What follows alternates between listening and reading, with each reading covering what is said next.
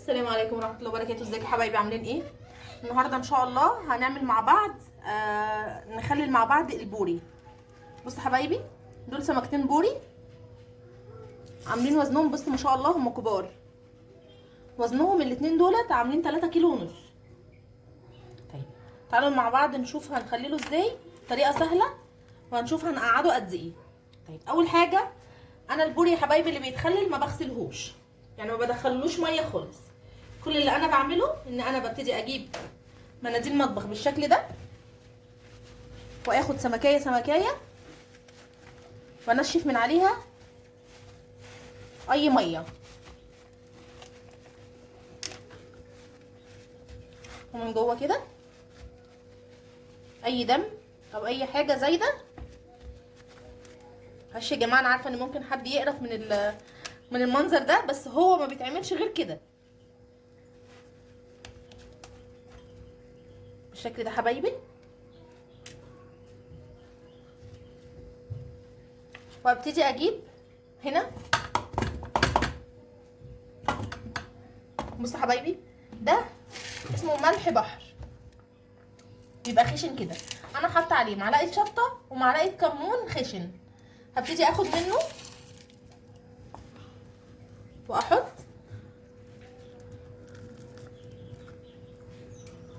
جوه الخياشيم بتاعت السمكيه كده بالشكل ده.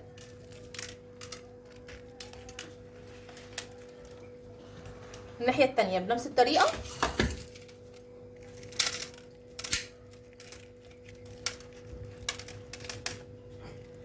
ومن بقها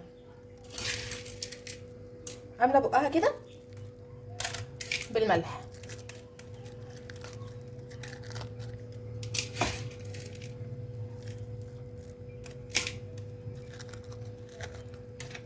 وابتدي امسكها من عند ديلها كده. بصوا يا حبايبي، انا بجيب اي شريطه كده، دي شريطه ستان كانت عندي، وابتدي اعمل لها عقده من فوق كده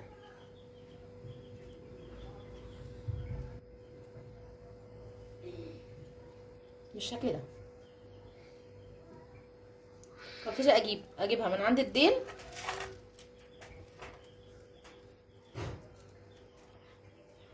وابتدي اربطها جامد، لاني انا هعلقها لبكره. السمكه دي هتقعد متعلقه كده 24 ساعه لحد ما احس ان هي ما فيهاش اي ميه، نشفت الميه اللي فيها. بس انا بربطها ازاي؟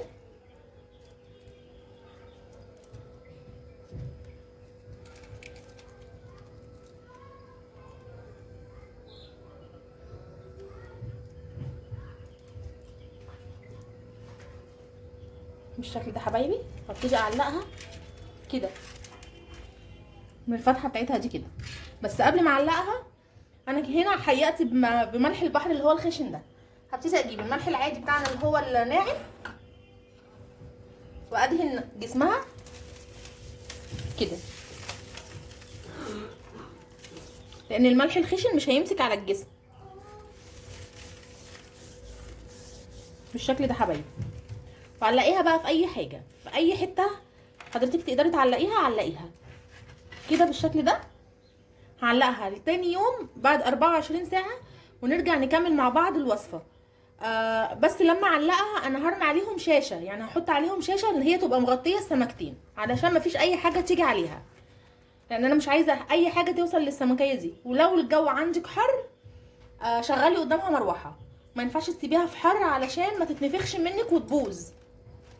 فدلوقتي انا هعلقهم، وهنرجع بكره باذن الله نكمل مع بعض الوصفه.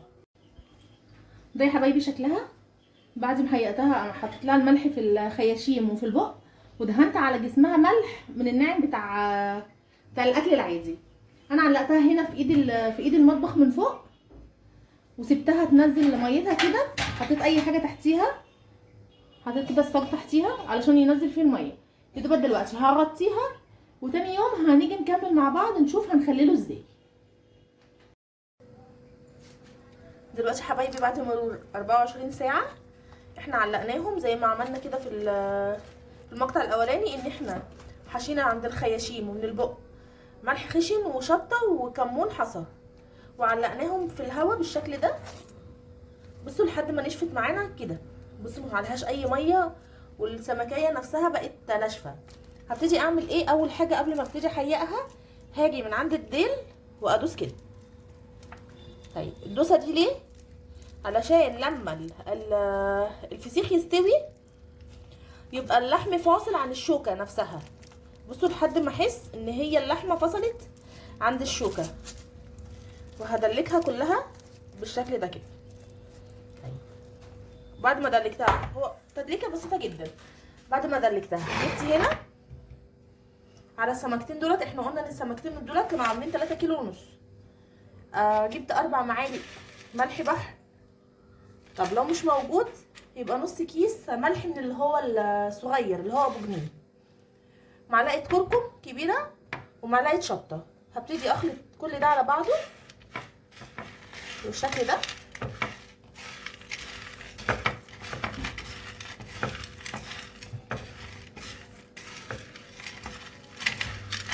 الكركم لايه يا حبايبي؟ الكركم زي ماده حافظه. ابتدي اجيب السمكيه وافتح تاني من عند الخياشيم. طبعا الشكل اللي جوه ده حبايبي الملح اللي نشف. هبتدي اتخلص من الملح اللي هو في الخياشيم اللي هو القديم اللي احنا علقناه بيه بالشكل ده.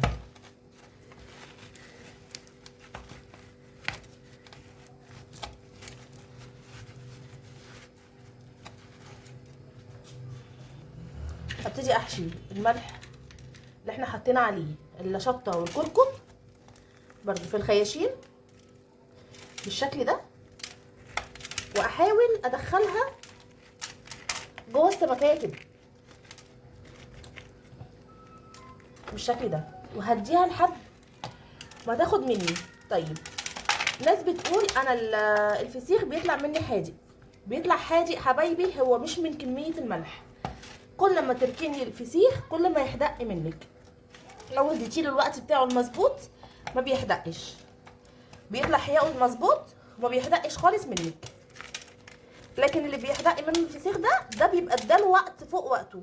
يعني السمكيه بالحجم ده، السمكتين دولت هيقعدوا شهر، هيقعدوا شهر ونبتدي نفتح عليهم. لو اصغر من كده في ممكن بيقعد، لو الجو حر بيقعد 15 يوم ل 20 يوم. طيب لو سيبناهم دول بعد الشهر مش هيجرى لهم اي حاجه، بس هيحدقوا، هيبتدوا يحدقوا مني.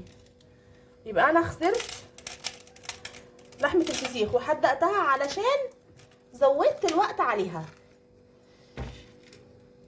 طيب انا هعمل معاكم واحده وهكمل التانية وهرجع اوريكم شكلهم الاتنين مع بعض. طيب بعد ما حشيتها كده وببقها، بصوا يا حبايبي لو السمكيه مفتوحه منكم من هنا بالشكل ده، هو دي كده مش مفتوحه قوي، ساعات بتيجي مجروحه يعني بتتفتح قوي، احشي من هنا كمان شويه ملح من عند البطن. طيب بعد ما حشيتها بالشكل ده هبتدي اجيب كيسين مطبخ، بس طبعا الكيس بقى على حسب حجم الفسيخه اللي معاكي او وحده البر اللي معاكي. هجيبها كده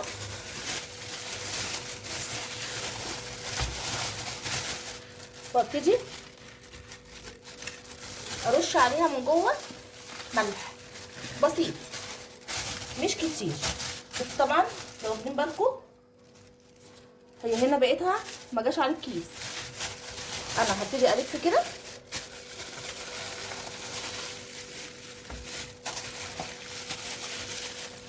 وهجيب كيس تاني من الناحيه التانيه بالشكل ده. لحد هنا بقى كده انا ما حطيتش ملح تاني، يعني انا اكتفيت بالحبه اللي انا حطيتهم بس من هنا. هبتدي الفها برده بالشكل ده كده تاني. هنا بقى عندك حل، اختيار من الحلول ديت، يا اما هتفضلي تحطي فيها اكياس كتير، كذا كيس كذا كيس، يعني حوالي مثلا 7 8 اكياس علشان تكتميها يا اما هتعملي زي ما انا هعمل كده. معلش هشيل الحاجات ديت وهرجع لكم نشوف هنعمل ايه مع بعض. بصوا يا حبايبي، انا جبت كده رول ستريتش وابتدي افرده، وهجيب السمكيه فوقيه بالكيس بتاعها بالشكل ده، وابتدي الف. طيب وانتي بتلفي كده اضغطيها، يعني ما تحاوليش تخلي فيها هوا خالص بالشكل ده. معلش هي بتاخد منك كميه استرتش كتير، بس بتبقى يعني بصراحه امان اكتر. كمان ما بتحطيها في اكياس كتير، لان الاسترتش ده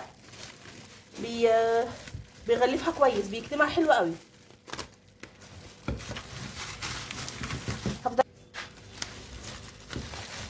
حبايبي كل جزء فيها مش هسيب فيها جزء خالص ما تغلفش بالاسترتش.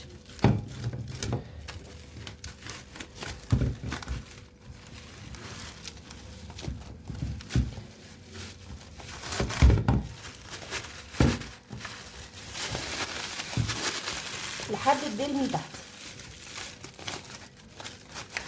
طبعا انا مش هستكفى برضو بالاسترتش ده، انا هحطها في كذا كيس تاني، بس الاسترتش ده يعني بيكتمها، بيقفلها خالص، وبيساعد على عمليه السوا كمان. طب لو ما عندكيش بقى استرتش زي ما قلت لك، يا اما اكياس يا اما هتجيبي بكره اللزق الكبيره وهتحطي اول كيسين كده زي ما انا حطيت، وتبتدي تلف عليها اللزق برضو تقفلها. ابتدي افرد حته كده كبيره والف السمكيه بطولها كده.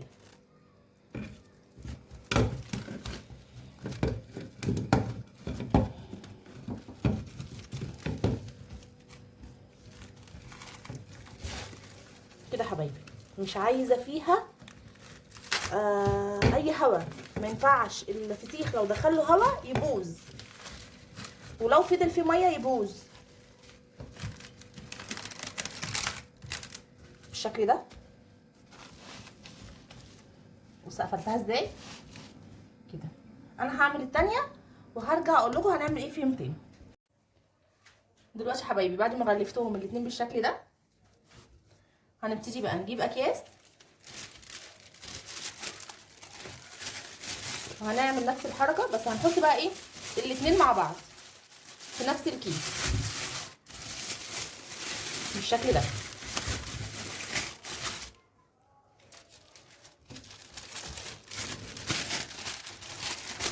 هنحطهم في كذا كيس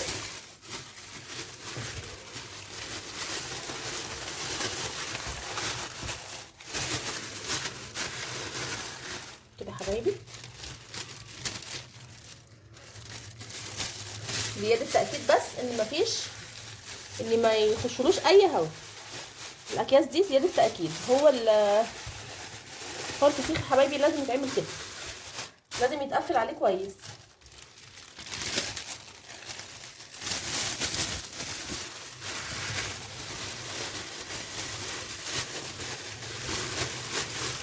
طبعا لو عندكم اكياس اكبر من دي ممكن كيس واحد كده بطول السمكية هيكون احسن يعني، بس انا عشان ده اكبر حجم عندي في الاكياس فبحط واحد من فوق وواحد من تحت.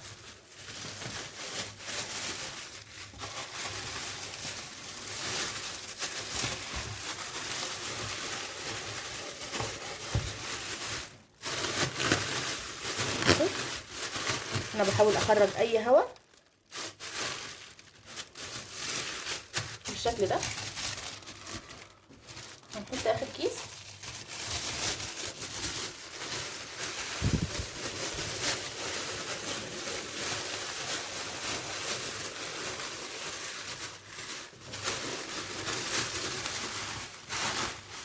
علشان الاكياس دي بقى ما تفكش منه. انا بس هعمل اي لزق لفه كده صغيره على الكيس.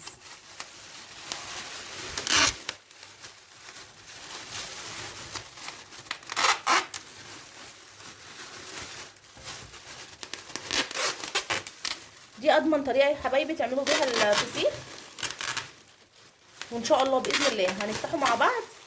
ده هياخد معانا في التخليل شهر. باذن الله هنفتحه مع بعض في فيديو تاني. طيب بعد ما قفلته خالص بالشكل ده،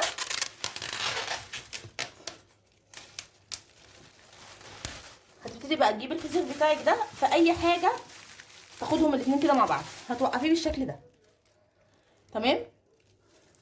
هتيجي بعد 24 ساعه ترجعي تقلبيه كده. الموضوع ده لمده يعني كل يوم وانت داخله المطبخ كده اقلبيه على الناحيه التانيه.